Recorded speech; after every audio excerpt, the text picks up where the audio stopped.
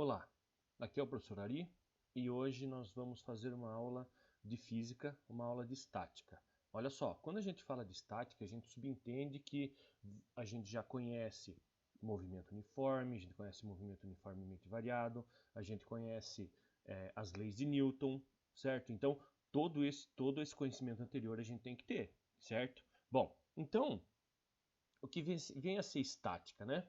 Primeiro a gente tem que definir algumas coisas para a gente ter uma noção, certo? Primeiro, todo mundo aqui sabe o que é força, certo? Então a gente pode definir força que é sendo uma ação que foi aplicada num corpo, certo? E aí, a hora que você aplica essa ação, o que acontece? O seu estado de equilíbrio é alterado. Ou seja, se ele está parado, ele começa a se movimentar. Se ele está em movimento, ele para. Certo? Então, quando a gente aplica uma força, o seu estado de equilíbrio acaba sendo alterado. Mas que são esses estados de equilíbrio? Por exemplo, o estado de equilíbrio estático é quando o corpo está parado.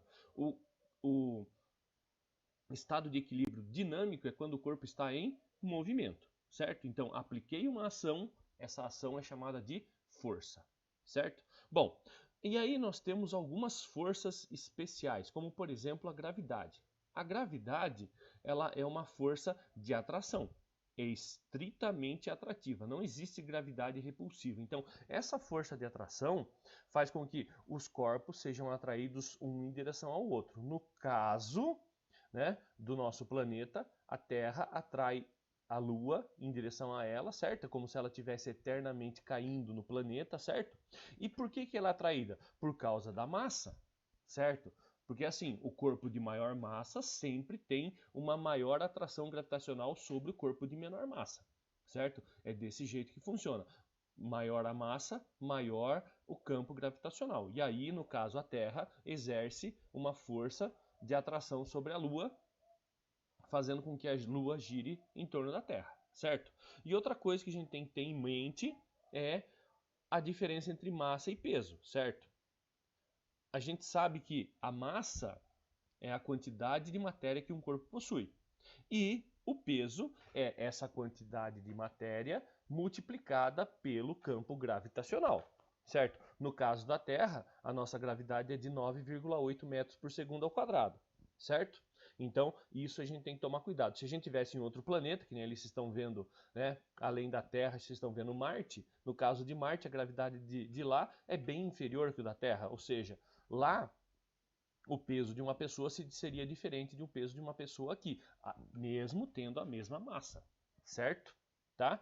E outra coisa que a gente precisa saber são analisar vetores, certo? A análise de vetor é muito importante, porque eu vou demonstrar graficamente essas forças. E esses vetores podem ser horizontais, podem ser verticais, e automaticamente o comprimento do vetor, ele demonstra para mim a intensidade da força. Então esse vetor que vocês viram ali, de 5 newtons, tem marcado ali 5 centímetros. Assim como esse vetor de 2 newtons tem ali marcado 2 centímetros. Então é uma escala que a gente pode utilizar para determinar o valor dos vetores, certo? Então essas são definições importantes que nós temos que saber antes de começar a ver o estudo de estática, certo? Bom, o que mais que a gente tem que saber? Quando você estudou as leis de Newton, você aprendeu a decompor as forças, certo? Então, você percebe que sempre que você está aplicando uma ação, você pode ver no desenho ali, tem uma pessoa aplicando uma ação no sofá, está sendo aplicada uma força, certo? E aí, essa força vai criar o quê? Forças de ação e forças de reação.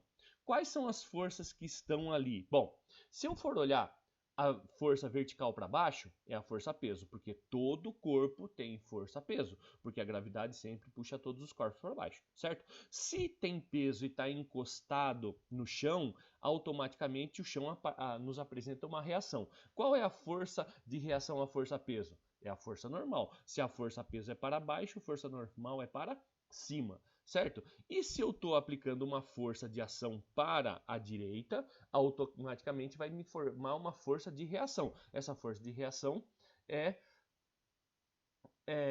a força de atrito, certo? Então, se eu aplico a força de ação para a esquerda, eu vou ter uma força de reação para a direita. Se eu aplico uma força de ação para a direita, eu vou ter uma força de reação para a esquerda, certo? Então ali embaixo eu vou ter a força de atrito, porque nesse caso a minha força está sendo aplicada aqui, ó, está sendo aplicada aqui do lado direito, certo? Do lado direito, força de atrito aparecendo do lado esquerdo, sempre a força de reação contrária à força de ação, tá? Então, nós temos as principais forças, né?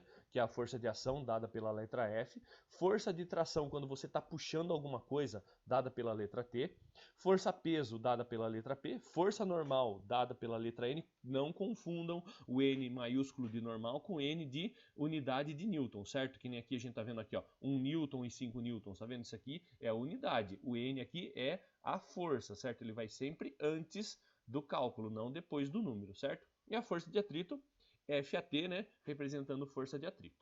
Bom, então, nós temos dois pontos. Nós temos o ponto onde está estático e o ponto onde está dinâmico. Então, quais são as forças que estão atuando nesses dois estados, né? Ou no estado de estático ou no estado dinâmico. No estado estático, onde você tem todas as forças que estão atuando em equilíbrio, o que a gente tem? A gente tem para baixo sempre a força peso e para cima, né, a força contrária, que é a força normal. Vejam bem, a força peso é dada no meio do corpo, certo? E a força normal ela é dada o quê? No ponto onde está encostado no chão, ou seja, a força normal vai do chão para cima, certo? É uma força contrária que o chão está fazendo sobre o objeto, certo? E quando tiver dinâmico, o que a gente tem?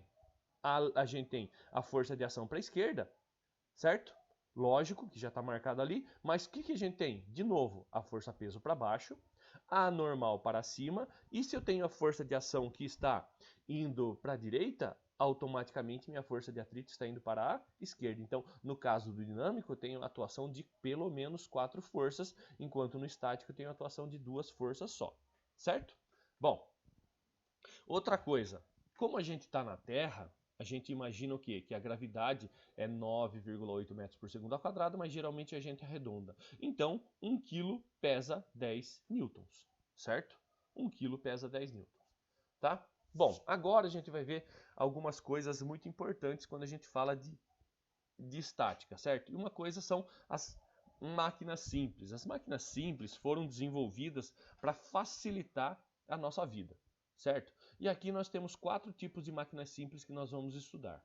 As alavancas, que vocês já devem ter ouvido falar que Arquimedes foi uma das principais mentes das máquinas simples, né? Porque ele era um estrategista, então ele conseguia desenvolver coisas para facilitar as vidas das pessoas, né? Então ele desenvolveu as alavancas, né? Lembra daquela frase, né? Dê-me uma alavanca que eu moverei o mundo. Então essa frase é de Arquimedes. Arquimedes foi um matemático, um físico matemático muito importante, né? Que nasceu em Siracusa, tá? Bom, e aí nós temos alavancas, planos inclinados, roldanas, engrenagens e rodas, certo? Então a gente vai dar uma olhadinha em cada um desses tipos de máquinas simples, só que antes a gente precisa entender como que funciona uma alavanca, certo? Bom, existem 3 tipos de alavanca. Simplesmente não é só pensar assim, eu vou encostar e vou puxar, não. Existe a alavanca interfixa, a interresistente e a interpotente, certo? Esses 3 tipos de alavanca, elas variam uma da outra de acordo com a posição do ponto de apoio e a posição onde a força está sendo aplicada ou onde a força está sendo de resistência. Então, olha só, aqui a gente tem a interfixa. A interfixa significa que o ponto de apoio está exatamente no meio. Está entre o ponto de aplicação da força potente, ou seja, quando a gente fala força potente, é aonde você está aplicando a força. E a força resistente é onde tem o corpo que você quer deslocar, certo? Então a força potente vai ser dada por FP, certo? E a força resistente por FR, certo? Então, olha só, interfixa, ou seja, o ponto de apoio, né, onde está fixo, fica no meio dos dois. O que é interresistente? Bom, pelo nome já dá para a gente perceber. O que fica no meio? A resistência, o ponto de resistência, ou seja, o corpo que a gente está querendo levantar, certo? Então, o que acontece? O ponto de aplicação, ou seja, o ponto de apoio fica para fora, e o que fica no meio é a força resistente, certo? Então o ponto de apoio fica no canto, força potente no outro canto e no meio a força resistente, o que a gente quer levantar. Por isso que significa interresistente. O que é inter? Está dentro, está entre. Então, a força interresistente está entre o ponto de apoio e entre a força potente. Então é só a gente pensar o que está no meio. E a interpotente, é lógico, a força, ou seja, a potência vai estar no meio. O ponto de apoio num canto, a força potente aparece no meio e a força resistente aparece no outro canto. Então isso é muito importante para a gente não se perder. Bom, aqui nós temos alguns exemplos, né? Olha só, interfixa, o ponto de apoio está no meio, ó. A força de aplicação fica na mão ali e o que você quer cortar está ali no lado da resistência. O martelo, mesma coisa, o ponto de apoio está no meio, certo? A força que está aplicando está na mão em cima e a força resistência, no caso que seria o prego, está ali embaixo. Outro, no caso de um guindaste, né? O apoio está no meio de novo, a força vem ali do motor e a resistência está ali no objeto que quer ser retirado da terra, certo? Interresistente, olha só o ponto de apoio onde se encontra fora e a resistência no meio aqui, ó, tá vendo? Ó, que está no meio que você está querendo quebrar. Isso aqui é um exemplo de um quebra-nozes, certo? E a força é a mão aplicando aqui no canto.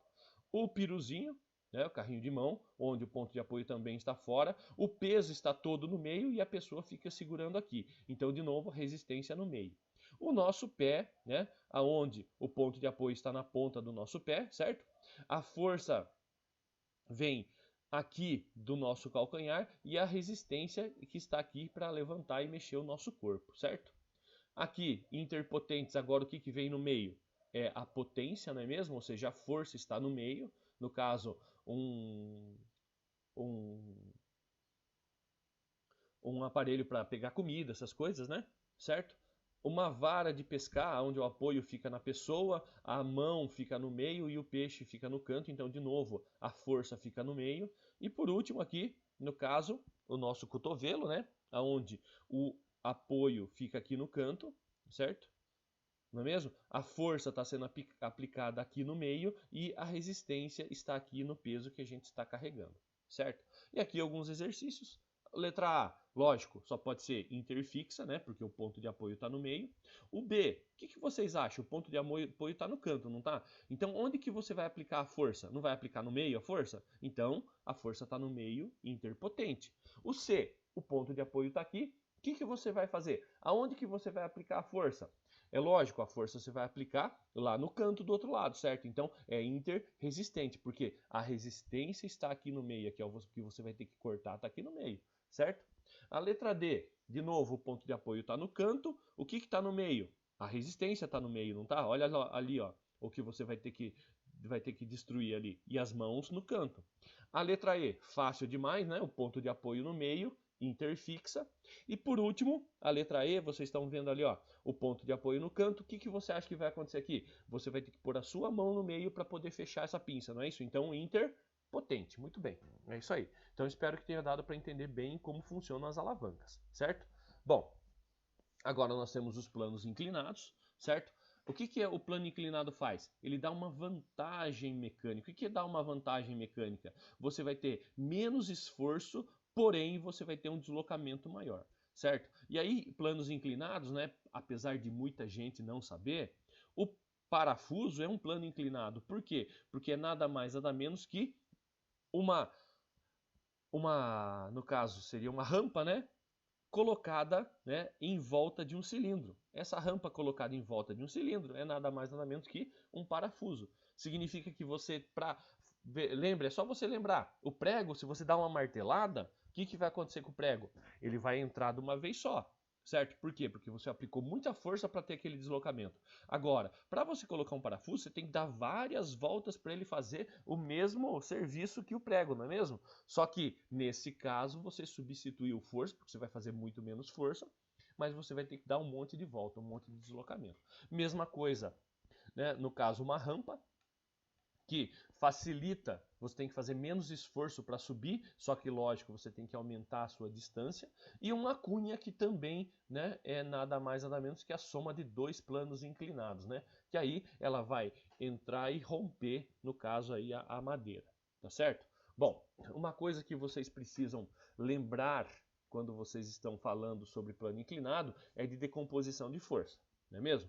Como que a gente faz a decomposição de forças? Bom, você sabe que você tem a força-peso, certo? Todo mundo sabe que a força-peso é massa vezes gravidade, sempre para baixo. Agora, se você tiver num plano inclinado, a sua normal tem que ser o quê? Perpendicular ao plano, certo? Então, automaticamente, você vai surgir uma força que está aqui do lado, que é nada mais nada menos que uma decomposição da força-peso. Ou seja, a força-peso ela vai ser decomposta em PY e PX, ou seja, uma parcela no eixo X e uma parcela no eixo Y, certo? Funcionando de que maneira? Bom, não sei se vocês perceberam, né? Geralmente, quando você tem seno e cosseno, o cosseno é sempre o que está o quê? Na horizontal e o seno é o que está na vertical. Só que como vocês podem ver, é o mesmo ângulo, a gente fez o quê? A gente fez uma transcrição, a gente jogou o ângulo que está aqui para cá. Então, se a gente for levar em consideração o ângulo que está aqui, esse PY é o seno e o PX é o seno, certo? O PY é o cosseno e o PX é o seno, que vai fazer parte da decomposição dessa força-peso, certo? Olhando aqui no gráfico, a gente sabe que a força-peso é decomposta em Px e decomposta em Py, certo? Só que o que seria esse Px e esse Py, não é mesmo? Seria nada mais nada menos que P cosseno e P seno, certo? Vamos fazer um exemplo para ver se a gente conseguiu entender. Um corpo de massa 10 kg está apoiado num plano inclinado de 30 graus em relação à horizontal, sem atrito, e é abandonado no ponto A, distante 20 metros do solo, supondo a aceleração da gravidade no local de 10 metros por segundo, determine a aceleração com que o bloco desce o plano, a intensidade da reação normal sobre o bloco, o tempo gasto pelo bloco para atingir o ponto B e a velocidade com que o bloco atinge o ponto B, certo? Bom, então, está aqui em A, certo? A gente vai distribuir as forças, porque eu quero saber o que está atuando nele, certo? Primeira força que eu tenho, força-peso para baixo, certo? Sempre para baixo. O que mais que eu tenho? Se eu tenho força-peso para baixo, eu tenho normal para cima. Perceba que a normal ela não está paralela à força-peso, ela está perpendicular à força, ao plano onde ele se encontra, certo? Tenho a força normal, certo? Eu sei que peso é massa vezes gravidade, então se eu sei que a massa é 10 kg, a gravidade é 10, então eu sei que eu tenho uma força de 100 newtons, certo? O que mais que eu sei? Bom, agora que eu sei a força, eu sei quais são as duas forças que está atuando, porque assim, ele vai descer abandonado, então eu não tenho nada puxando, nada empurrando, certo? Simplesmente é a ação da gravidade. Então eu vou decompor agora. Como é que eu decomponho? Aqui, nessa decomposição aqui, eu vou ter o quê? A força que vai estar sendo diretamente oposta à força normal. O que é isso aqui? Px, certo? E aqui vai ser o quê? Py, certo? Então, Px aqui, Py aqui, certo? Px vai ser cosseno, Py vai ser seno, como sempre, certo?